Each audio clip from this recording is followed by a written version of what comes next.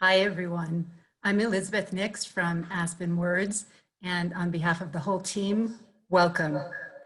For those of you joining us for the first time today, Aspen Words is a literary nonprofit whose mission is to encourage writers, inspire readers, and connect people through the power of stories. One of the ways we do this is through the Aspen Words Literary Prize, an annual $35,000 award for a work of fiction that illuminates vital social issues. Back in April, we awarded the prize virtually to Christy Lefteri, author of The Beekeeper of Aleppo, which tells the story of a Syrian husband and wife who flee their war-torn homeland and make a perilous journey to Great Britain. It was a new experience for us to announce the prize winner via Zoom, and normally today's talk with Christy would be held in person. We were really looking forward to hosting her in Aspen and gathering with the community to celebrate her novel.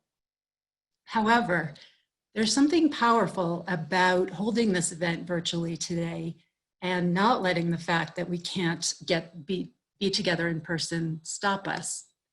We've been isolated for months now from family and friends, and with the coronavirus pandemic dominating the news, we've also been sheltered from humanitarian tragedies such as the global refugee crisis.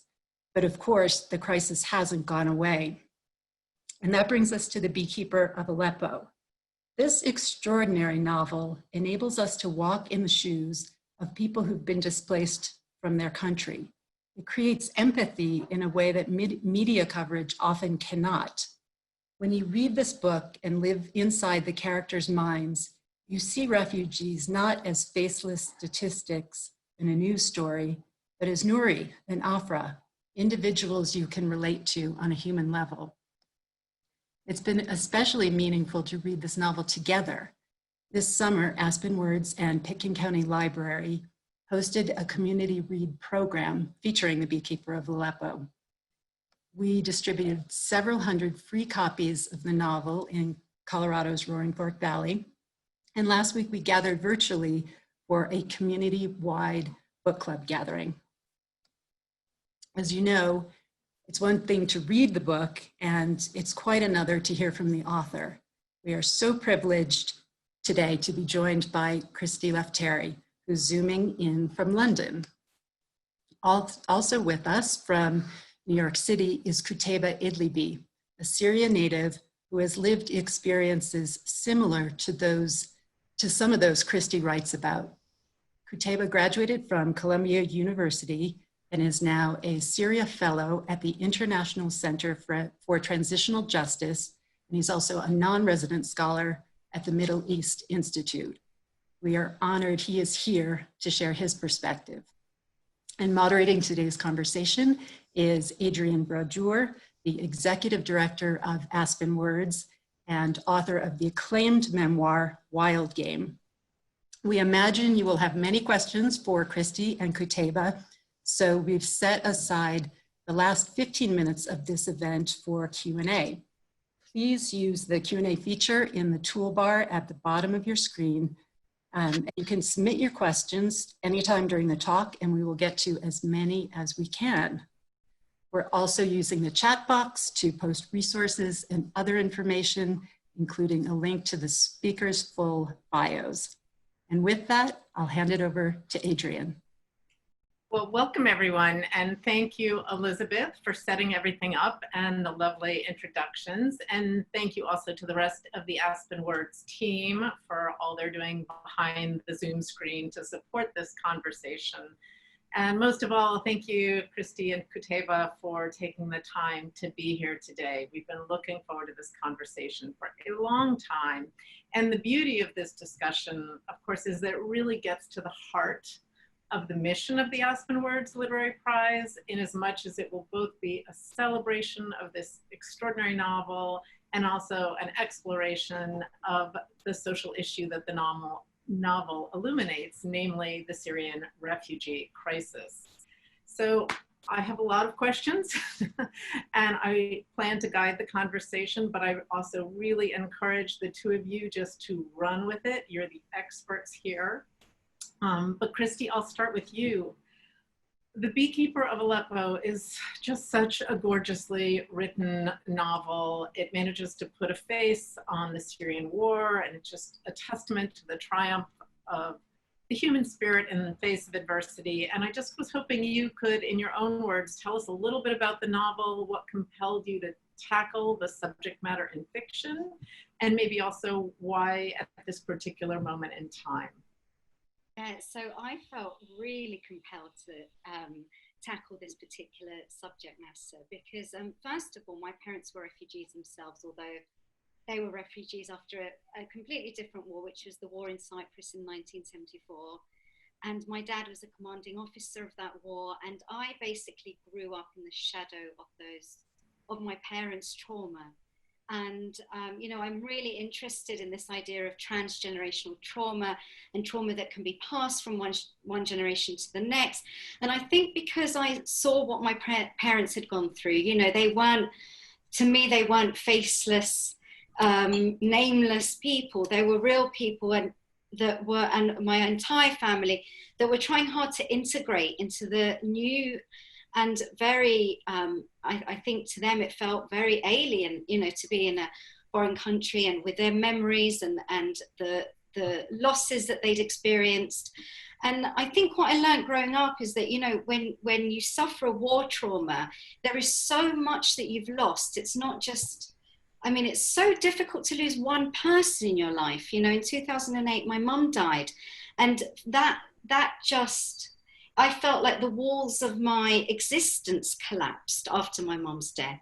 And that made me question even more what my parents had been through. And I thought, well, you know, look at how this one loss affected me. Imagine losing your routine and your family, your home, your country, your, you know, everything, their photographs, everything. They couldn't even bring their photographs with them. So I think one Easter when I was visiting my dad, and he lives on the far east side of Cyprus that faces Syria, I sat on that beach and I thought about all these things, looking out across the water and thinking about the war that was going on in Syria and thinking about those people that were running for their lives, that were losing everything that was familiar to them. And there was something in me that just thought, I have to do something. And obviously I couldn't go to Syria, so I ended up at the volunteering at a women and children's center in Athens. And it was essentially that experience, my volunteering experience, and the things I learned, the stories I heard, the things I saw, the fact that sometimes I would, while I was there, remember also my own family. It was a sort of amalgamation of all of those things that kind of made me have this kind of, it was almost like I had to write it. I just felt like I didn't really have a choice. No, that's a fascinating story. And Qutaiba, as a Syrian refugee, you've actually lived parts of this story. So I'd love it if you would tell us a bit of your personal history and your work, of what you're doing here. And then also, I'd love to know what it was like to read Beekeeper of Aleppo. Sure thing. First, thank you so much for, Aspen Words, and for all of you for all the, tireless work you've put into this. And of course, first thanks to Christy for the phenomenal work she's done in this novel. Personally, I'm from Damascus, Syria. I had to leave, following the beginning of the uprising. At the beginning, I was very active in the movement, calling for democracy, freedom for the Syrian people, real representation. My activism led to my detention 2 times, and then the 3rd time the government tried to kidnap my 16-year-old brother at the time to force me to deliver myself. And so eventually I had to take him and leave the country. I had to kind of, travel around the region, figure out, where I want to settle, find a school for my little brother who was displaced with me. And after basically I was able to secure him somewhere in the region, I eventually ended up in the US after being invited by Ambassador Robert Ford, the US ambassador to Syria at the time. My main focus of work was 2 things, conflict research and international development.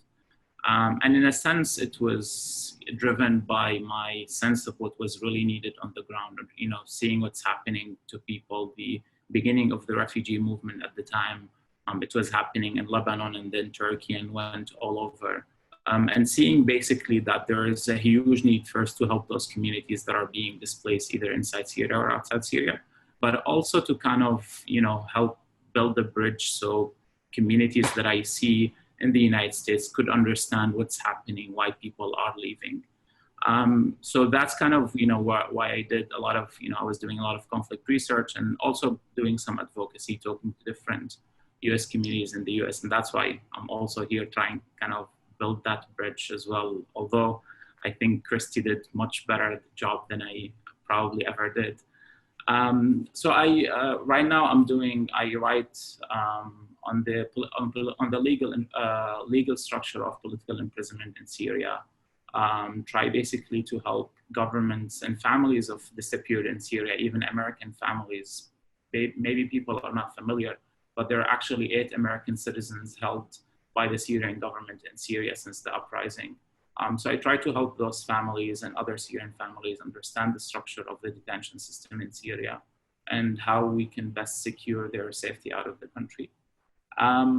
So kind of having all of that in mind, I kind of started with Christy's novel with no expectations. I've read a lot about, I follow a lot with what's being written about Syria, but it's my first time reading a novel on what's happening. And, the moment I started, with the description of, Nouri and Afra, their neighborhood in Aleppo, what they were doing and all of that, it was, immediately hooked to me because, usually you probably watch movies, films, or maybe read some stories about, Syria or anywhere else in the Middle East. And there's a lot of kind of imagination involved, or what we think is there, built within the stories we read. But, the Beekeeper of Aleppo is a real representation of what life is there. I know it's a fiction story, but in every sense, it was real. I know, the neighborhoods that, Christy was describing. I know the Qutaiba River that she was talking about. I know the story of the detainees who were thrown in the river and families were, fishing their body out. I'm familiar. And then not only that, going with all the story, it was just fascinating, and here, I know we're talking about the story and Christy, but I want to focus also on Christy's work because it's really important that she was able to kind of put all of that and make it really relatable, I think, for whoever is reading that story. So I'm kind of, I'm happy and also proud that she was able kind of, to put that work. And as I said, that would build, that definitely builds a bridge with whoever is reading it to understand the conflict, understand where people are coming from and the trip that they went through. And I can talk more about it, but I don't want to take all Christy's time. No, it's actually beautiful to hear that way too, because I think, so much of the work that we do at Aspen Words is based on a belief that literature is actually, and sharing stories this way, just builds empathy and compassion, but there's a power to it that enables you to sort of experience something that you otherwise couldn't experience with your whole heart. And Christy, I mean, you did that in such just a stunning way. Do you know, when I was just listening to what you said, I had goosebumps because it took me right back to when I was writing it. And it means so much to, I really wanted to cry just now when you were talking, because it means so much to me, because when I met the people in Athens, and I came back to the UK and I remembered their faces and their names and their stories, and I didn't know where they'd ended up. And, since I was a little girl, when I feel overwhelmed, the first thing I want to do is write. So when I started writing, I said to myself, if I'm going to write this, I have to do it justice. I have to be sensitive. I have to try and connect with what it is that I felt in my heart when I was there, and to not allow myself to turn away from those emotions. And, because it's so easy when it's not you experiencing something to turn away and say, it's somebody else, it's not me.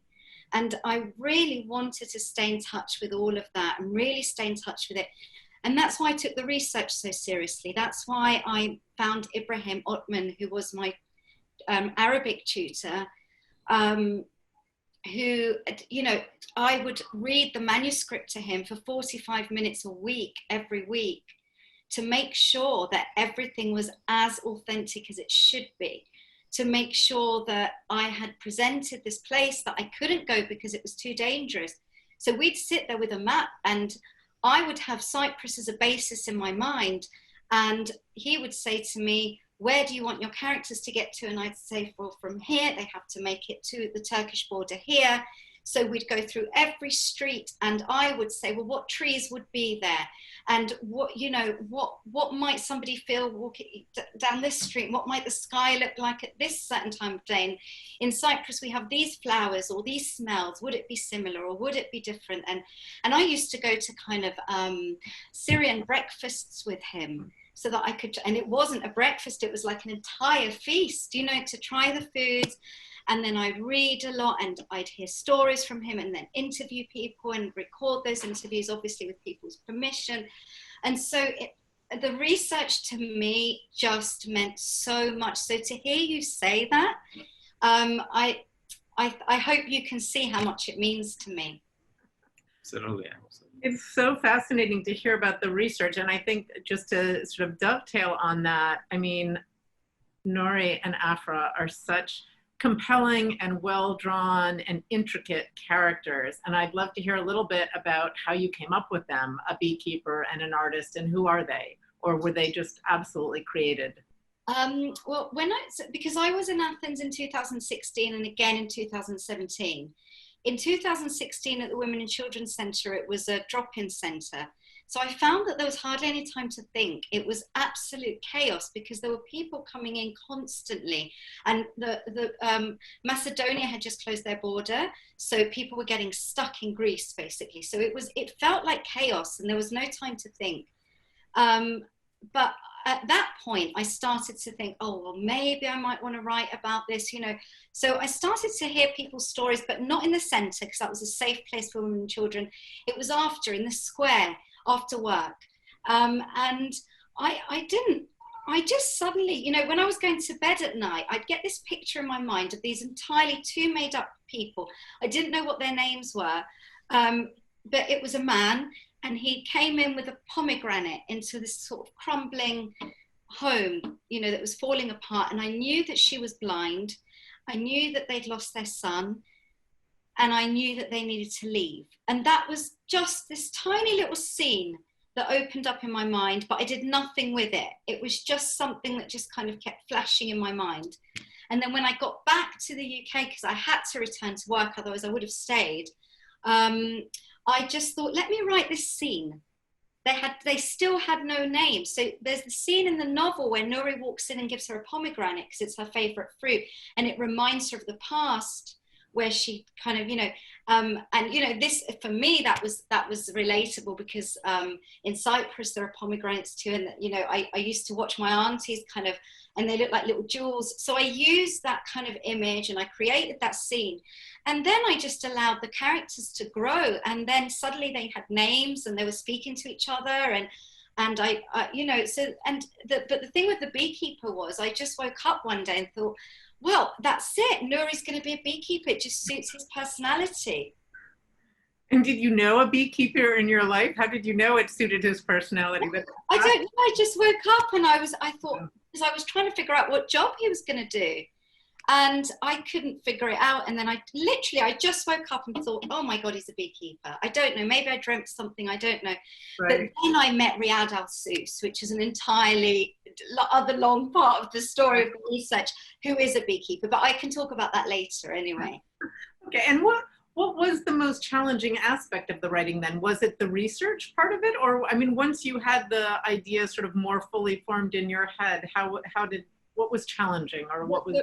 The research was challenging, but it was challenging. I think all research is challenging, for so many different reasons. But I think for me, what I found the most challenging thing writing this novel were the emotions that were involved with writing it. because I couldn't take a step back emotionally. But then if I allowed myself to get too overwhelmed by the emotions, then I was finding it difficult to shape a piece of literature. Mm-hmm, mm-hmm. And Qutaiba, just to toggle back to the reading experience, what impact do you think a novel like Beekeeper can have on people versus like the equivalent nonfiction account? I mean, why do you think this struck you in such a profound way? I think it's exactly what Christy was talking about. It's kind of that step back, kind of distance people usually in nonfiction. It makes, the cause alienated from what people can relate to. In nonfiction, whether it's academic or otherwise, it's just, another story happening somewhere else. I mean, it's not any different than anything we've heard about in the last 100 years. It's just numbers and, statistics and facts. And of course, not saying like this is not facts, but the difference is there are no names. There are no kind of, spirits or souls in nonfiction. There is nothing, for some people, yes, they can relate to, but for normal people, it is still so alienated. Just putting this whole story through the souls of Nouri, Afra, Sami, Muhammad, and all of those characters makes it very real, makes it very close. Because for a lot of people, you can read these stories, but think this is a different community, this is a different country, this is 3,000 miles away. But in reality, when you read, the Beekeeper of Aleppo, you realize, the story of Afra and Nouri could have been no different from the story of, of Mike and Christine anywhere else. The story of, anyone, anywhere when this happened. It can happen here in the US, it can happen anywhere in Europe. And I think that's a huge difference that can help people really, understand, the balls of what people are going through, why all of that happened. Because in reality, for something as complex as what's happening in Syria, we tend usually to use very, very basic, usually false understandings to kind of realize what is happening because of all the, details about what's happening. But, when you bring it in a story like this, it helps people really understand, put those complexities in a much simpler way. And actually, by putting yourself in the shoes of, those two characters, you're able not only to understand, but then think to yourself, what is, rather than only, maybe, have empathy, but think, what is my role here? What can I do? Or what my role is in all of that story, in the story of Afra, Afra and Nouri. Is there something that I need to do in this story? Like, is there a role for me actually to fulfill rather than just, something you read and put aside, you learn some information and that's it. Right. And did it actually make, because you are so busy working in this world, but did it reveal anything to you that was different about what you felt like you needed to do? I certainly feel I'm nodding fully about that experience of wanting to do something when you read a book like this. Oh, absolutely. In my experiences, being displaced, being a torture survivor, after I left the second time, my prison in the second time, I realized that, there's kind of a mission in this life that we need to fulfill. There's a lot of suffering around us. And the story that the place where I felt, inside prison, regardless of what I've been, I saw a lot that happened to me, but also I witnessed the stories of so many people inside, a lot of them who, couldn't even survive. So for me, there was kind of there was always the question of what can I do? So I took it a mission that I need to speak about that experience, at least tell people about what's happening in Syria, help build those bridges. So one day, if we actually, if there is someone right in place who said we should do something about it, it would be easier for the public to understand why do we need to do something about it? Why do we actually, need to change the course of the story? And I took it a mission that, this is what's happening, and therefore there's something that I need to do. And in a sense, Christy did exactly the same. She witnessed the stories of those refugees. And her duty was to actually, that's what she felt, her duty is to actually tell this story to other people, so that they can engage and actually ask themselves, what is their role? What can they do? For myself, I thought, being engaged for all of this work for almost a decade, I started when I was 20 years old. I felt like, I have enough on my hand and I'm like doing what I can do. But then after reading, I realized that actually I may not be doing actually what is enough. And there is more for myself, to engage with. There are more issues that I need to be aware about. Like for the last decade, I consider myself kind of, a lawyer or spokesperson for tens of thousands of Syrians who have been disappeared inside the Syrian government prisons. But then, reading the story of Noor and Afra, first, of course, having this fascination of, how Christy could relate the story to others, and remembering the stories of not tens of thousands, millions of refugees who actually left Syria, went to the region or went to Europe. And I realized, we've been, even for us, who've been engaged on Syria too much, we've been focusing on Syria too much, that we forgot also about those millions that have left Syria. When I started, reading the part about those two boys in the park in Athens,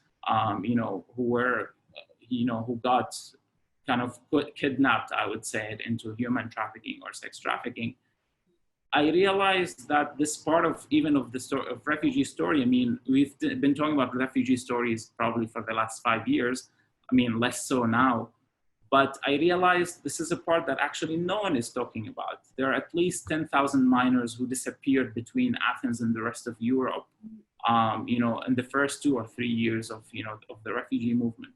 What happened to those kids? What are their stories?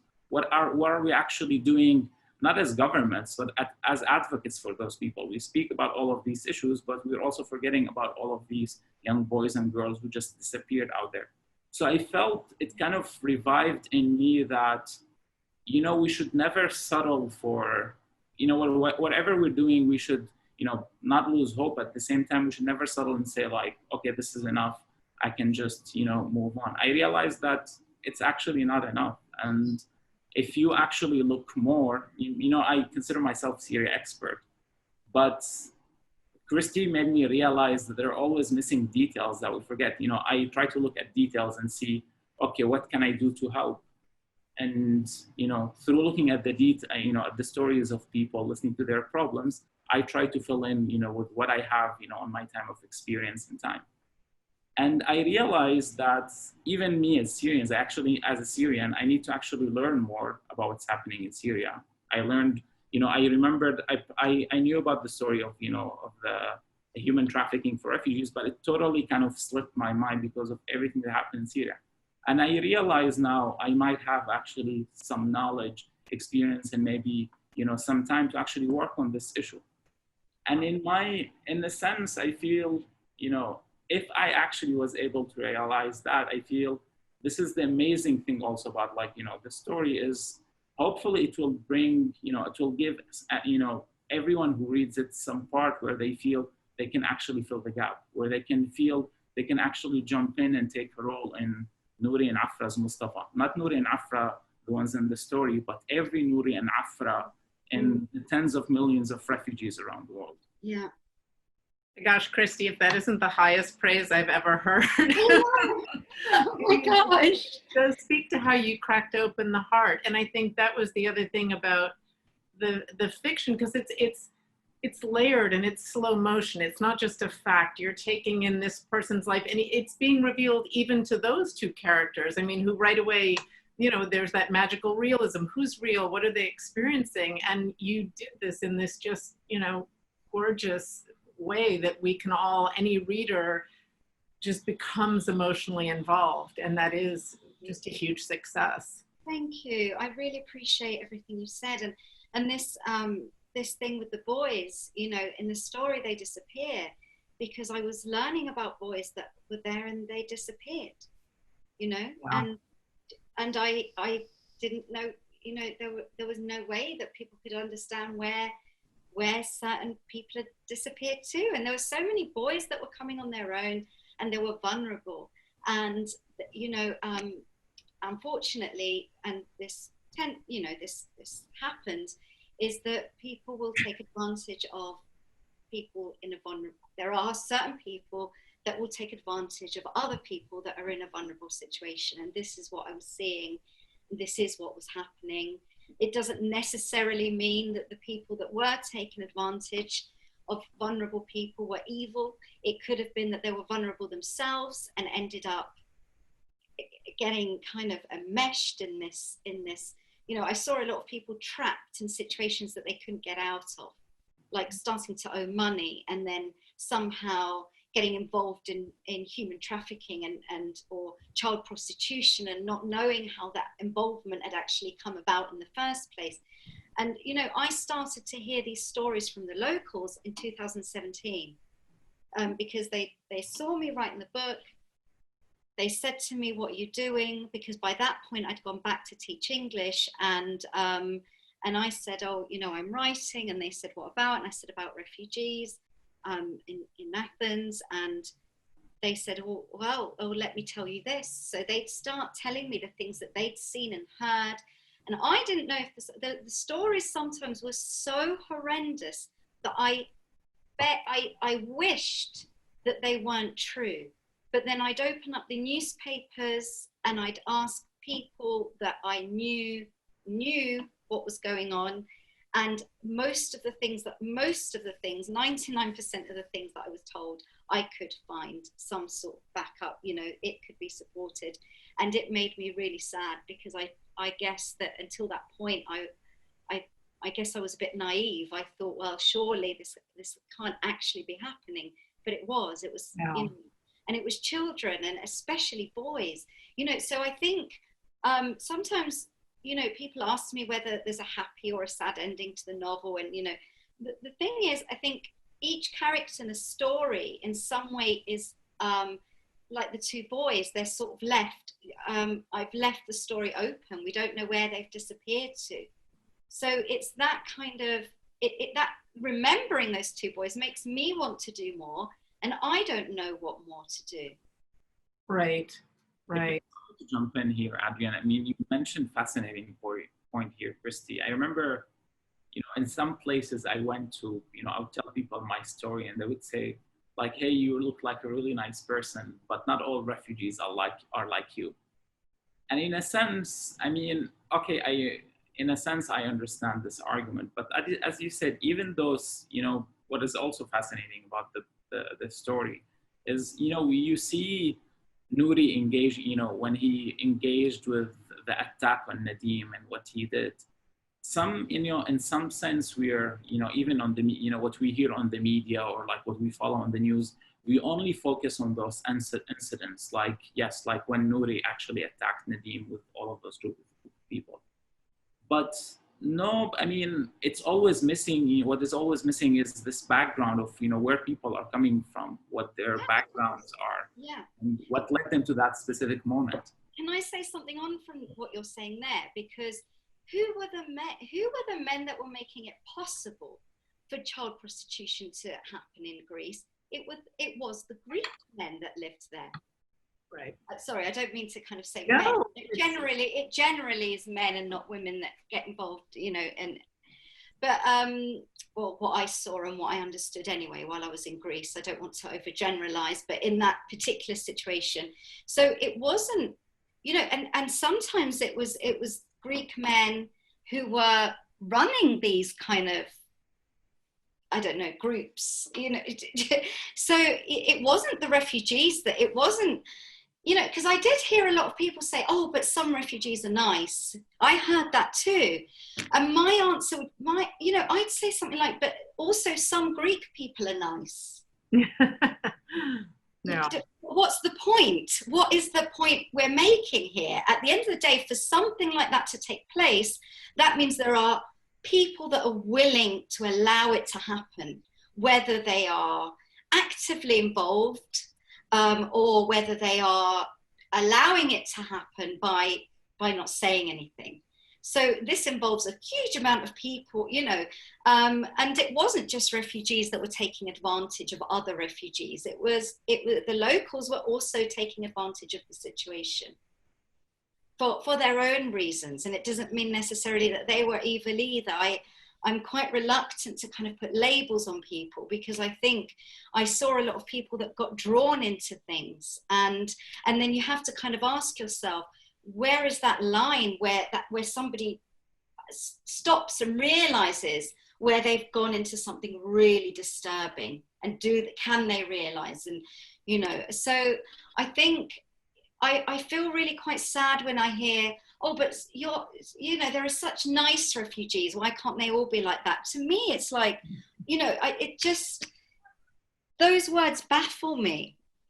No, and you know, that line that you've drawn, or that line that is so blurry, I mean, that touches upon, you know, practically every issue our countries are going through right now. I mean, across the board. But when does not doing something, or when does being complicit mean you are doing something wrong? I mean, it's fascinating to think about. So have one, just to follow up a little bit, like tell us a bit about the public response to the book. I mean, has anything really surprised you that was completely unexpected? I mean, what were you thinking? What did you imagine before, and how has it been different? Well, I think the most unexpected thing for me was winning the Aspen Prize. Oh. So, you know, you saw my reaction. I was not. That was one of the high points of the year, trust me. So that was a really unexpected, something just so meaningful for me because of the nature of the prize as well, you know.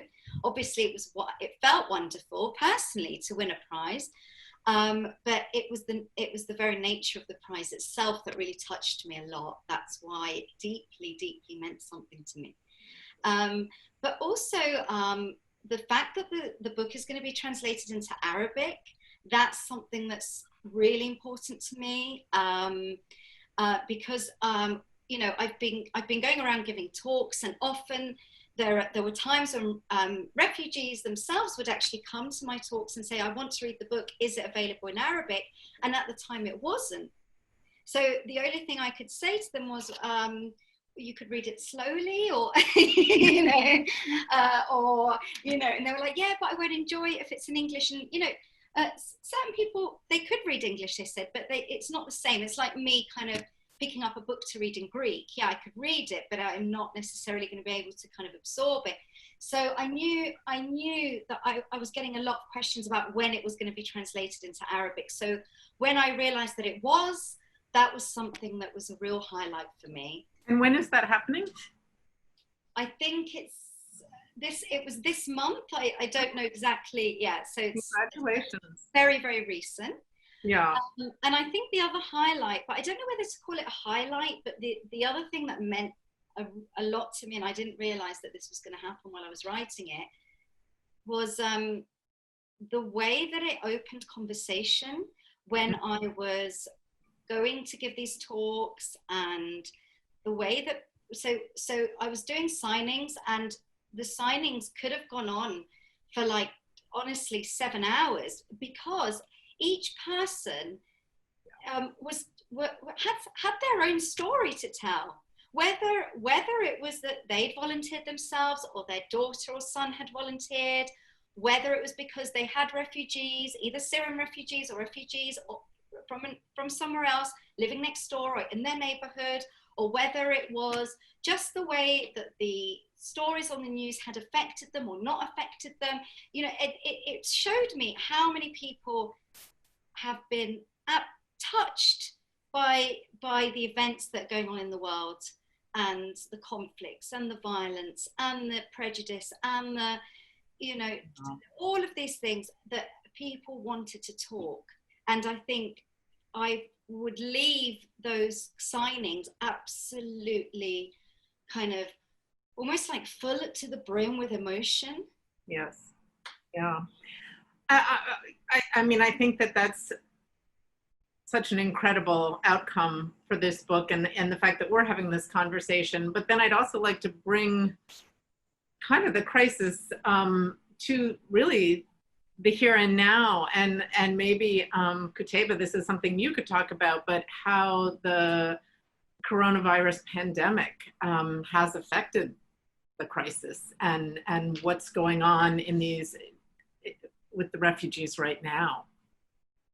I mean, it's, as you said, we're kind of have been busy in the past few months with everything that is happening.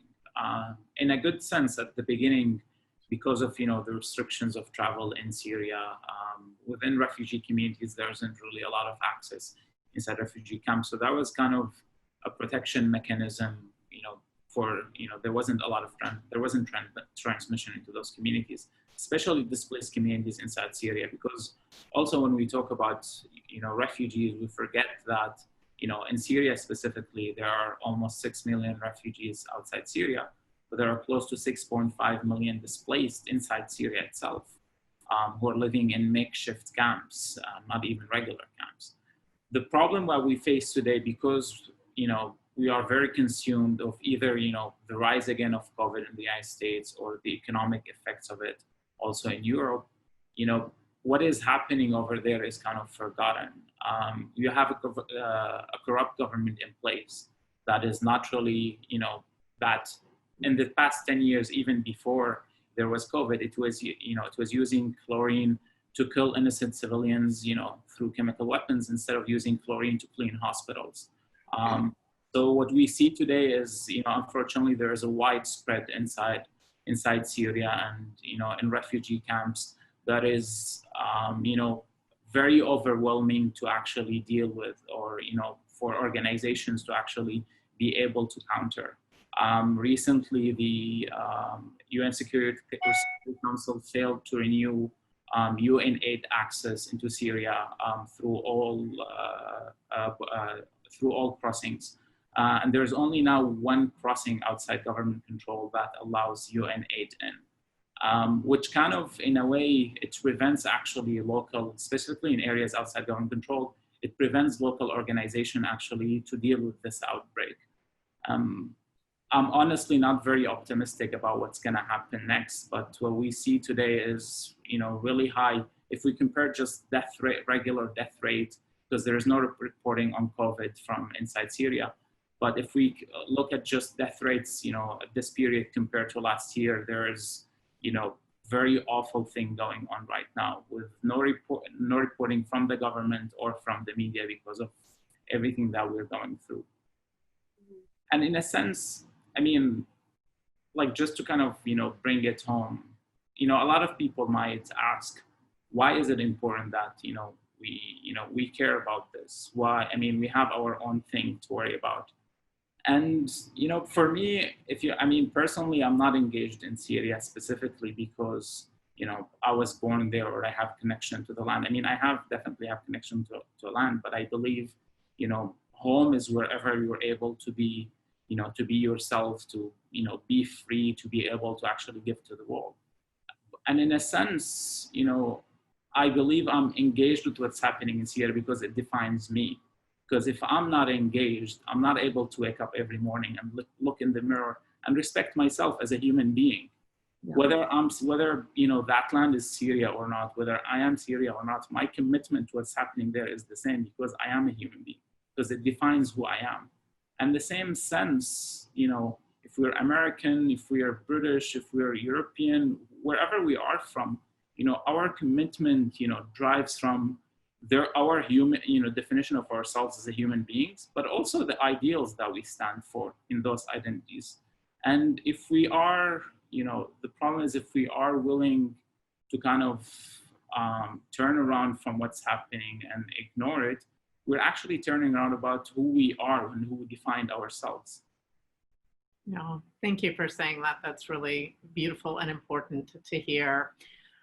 I am looking one eye on the clock and I realize that it is time, well, I have lots of other questions, to turn it over to our audience questions. And actually the very first one kind of segues beautifully with what you were just talking about, Qutaiba, which is, I'm going to read it. This is a heartbreaking situation with so many Syrian refugees in camps in multiple countries. what can Americans do outside our government to make a substantial difference? If we are able to make donations, how is the money best spent to make Syrian refugees' lives better? Education, food, healthcare, etc. Do you have any recommendations? Yes. I mean, my recommendation is money, of course, important, but the response to what is happening in Syria is no one government, I would say not even individual, no one government would be able to actually put enough to respond to what's happening in Syria. The need is tremendous. We're talking about losses of $300 billion in Syria. The annual, even the United Nations is only able to cover 10 to 15% of the need actually inside Syria. So, I mean, of course, there are always channels to donate to people, but in a kind of unconventional way, I would actually, for now, advise people not to actually look where they donate money, because we put our donation there and we kind of, it makes us feel good about ourselves and turn our back about what's happening. Mm-hmm. And what's happening in Syria is type of a cancer, honestly. We can't put bandages to cancer.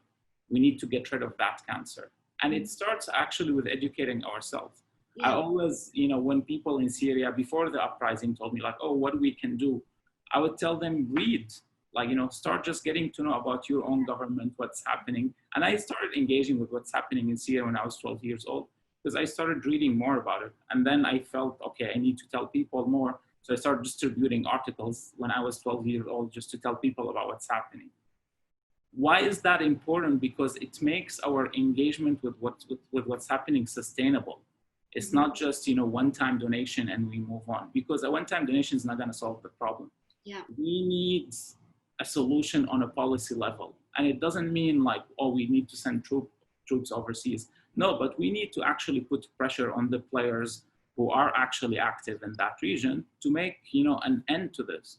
Put a pressure on Russia, China. I mean, we are putting, pressure on Iran, but Iran is not the main player. Russia and China are. So we need to put real pressure, show that we are actually standing to our own beliefs, to what define us as Americans, to actually be able to make sustainable change. So that starts first with educating ourselves, about what's happening in Syria. And through that, as I said, my story of, now thinking how I engage, and I'm in the process of putting together, hopefully, a project to actually address the issue of, human trafficking among refugees. It starts with me knowing that, about this problem and trying to think, what in my abilities can I do to actually deal with this problem? Sure. That's, where the sustainability comes from. Let's actually know more about what's happening in Syria and look how we can actually employ our own skills and abilities in a sustainable way.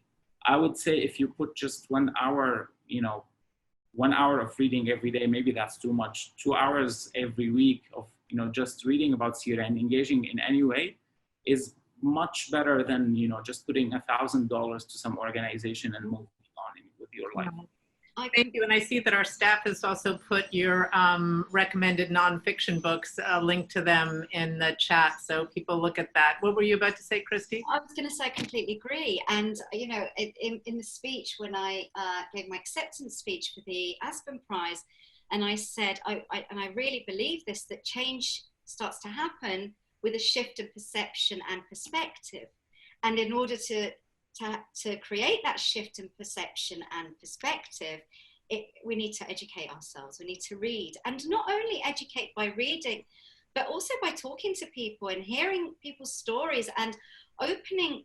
I know this may sound a bit cheesy, but opening our hearts to people, so if there is someone who lives down the street or next door or somewhere else, or, sometimes sometimes people want to turn away because it's too painful. And, we see that and we say, well, there's prejudice, or there's a lot of racism, or, and I think I'd want to say, well, where does that come from? Is it fear?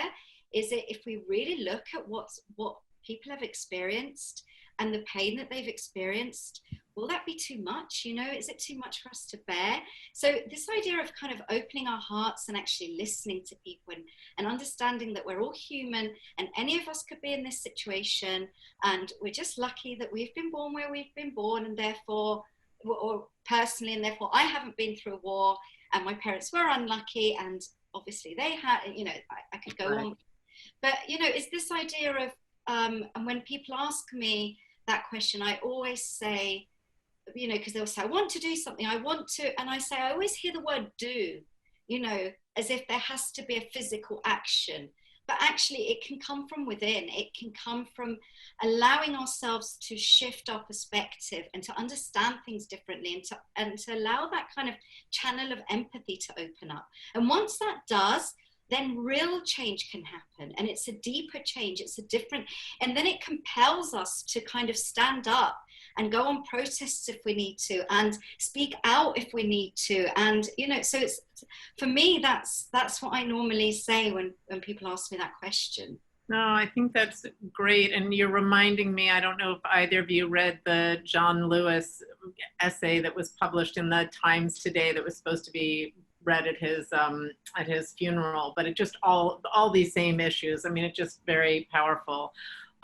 This is going to be a strange little pivot, but I need to go back to sort of some of the details of the writing, because we've got a few questions on that, and it is fascinating. But Christy, this is for you, and people are curious about the metaphor and asking if you use the parallel of the fragile bees as a metaphor for the tenuous plight of the refugees. Is that something that was intentional, or did that just work out on a subconscious level? Initially, it wasn't intentional.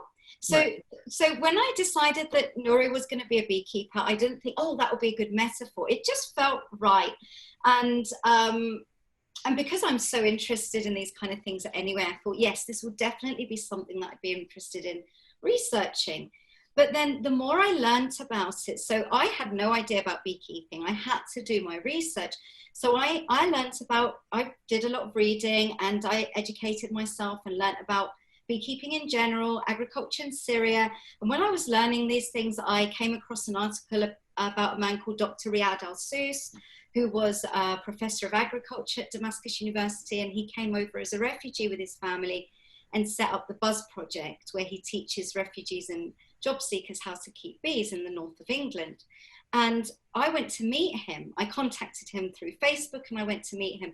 And hearing him talk about the bees and how they work together, and hearing him talk about not just how buildings were destroyed and families and people were killed, but also how, you know, his love for nature and his love for bees came out so beautifully. And so, you know, I remember it, and it just makes me want to cry in the way that he described the destruction of his beautiful beehives and his apiaries and nature in general. And, you know, I thought, gosh, you know, I was thinking about the people that have died, but there's all these other things that sometimes we forget about.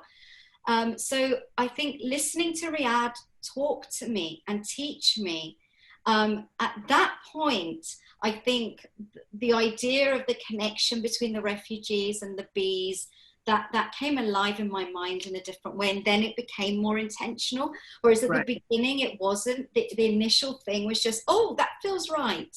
But I think that even that initial, that feels right. There's something just almost mystical about the fiction process when you're guided to the right thing that is metaphor of the this or the that. Like, I really do believe that you know, why did you wake up with that idea? I mean, your mind was probably doing a lot of work behind the scenes, connecting some of those dots for you. So that is fascinating. Another question on the writing was also obviously for you, Christy, was the last word of each chapter flows into the word that begins the first sentence of the next chapter. What was the reason for doing this? And how did your editor respond to this unusual structural choice? So I've spoken about the fact that as refugees, Nuri and Afra would have lost a tremendous amount, their families, their son, their livelihoods. Nuri lost his bees, Afra lost her sight. There's a lot of loss. And the one loss that I could draw upon to help me understand what people might be going through was the death of my mum, which I found very traumatic because she was ill for a very long time. And so after she died, so I'd be talking to somebody, for example, in the way that I'm talking to you now. And so you might say, oh, blah, blah, blah, let's have a cup of tea. And then that word tea would just throw me. And I would be in the past with my mum having tea, and there'd be a part of me that was still present, because I don't want to be rude, but there was a huge part of my mind that had just got lost in the memory, and it felt like almost like I dropped into the memory and I lost myself in it, you know. And it could have been a different word. So we could have said, I don't know, blah, blah, blah. My mum once owned a Vauxhall Corsa, for example. And I remember someone saying, oh, blah, blah, and I own a Vauxhall Corsa. And suddenly that word would just, whoosh, and I was gone. So I remembered that. And at first the story was linear. So it went from Syria and would have ended in the UK. And then I restructured it and thought, well, the point is that the question isn't, do they make it to the UK? The question is, are they able to kind of find a way to love each other again? Are they able to find a way to connect with each other again?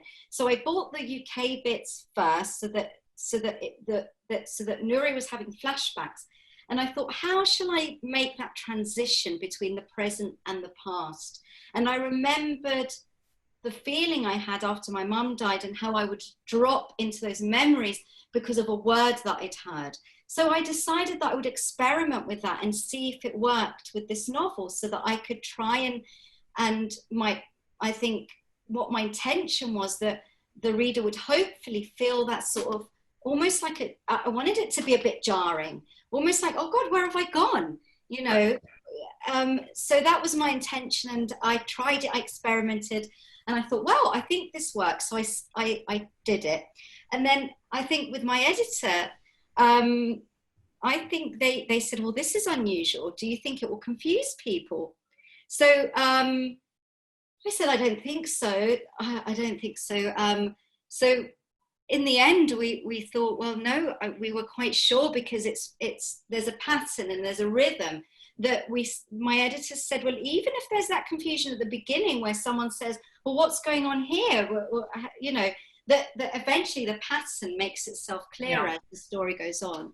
Yeah, no, that's a really interesting, it's interesting to know the sort of psychological background or reason behind that, because it was a very interesting choice. Well, I'd have to say you two are both so fascinating. I could just ask you questions for hours. I think I only have time really for you both to answer one more. And the obvious sort of best one, I think, is what's next for both of you? What projects are you excited about? Qutaiba, do you want to go first? Sure. I mean, the project that I want to work on is kind of bring names to the numbers we hear about, whether about people missing in Syria or the people who are, you know, minors who are missing through the human trafficking in Europe. So I want to be able to look, you know, research more, try to, you know, get the support necessary to look into refugee communities, register those who are, you know, who went missing, so we can just bring, hopefully, at least some faces and names, you know, to those unknown numbers that we have of, you know, those that were victims of human and sex trafficking in Europe through their refugee trip. Wow, wow, that's such important work. And you, Christy? Well, interestingly, I'm writing about migration, and in particular domestic workers. This time the novel, it's a new novel, it's set in Cyprus and it's called Songbirds. It's this idea of, well, it's difficult for me to summarize it because I'm still in the middle of writing it, but it's this idea where, you know, at what point does something start to resemble modern slavery? Or at what point does something begin to kind of look like human trafficking, even though it's disguised as something that's not? And that, you know, I mean, there's so much I could say about the story because I'm so deeply involved in it at the moment. But it's basically the story of domestic workers in Cyprus. Wow. various countries like Sri Lanka or the Philippines, Nepal. And there was a horrible situation in Cyprus where 5 women went missing and nobody searched for them. And then it was discovered that they'd been murdered. There was no search because they were foreign. Mm-hmm. So, you know, it was a very, very sad situation because 2 children had gone missing as well. So I'm basically writing a story, but not, I won't say more, but it's, yeah, it's difficult for me to summarize when I'm in the middle of something, but it's something I feel very passionately about again. Well, I think I can speak for absolutely everyone on this Zoom call that we wish you both all the success with what you're going to be doing next in your lives. You've already done such an extraordinary amount. Thank you for this incredible, incredible conversation. And thank you everyone for signing on to this conversation.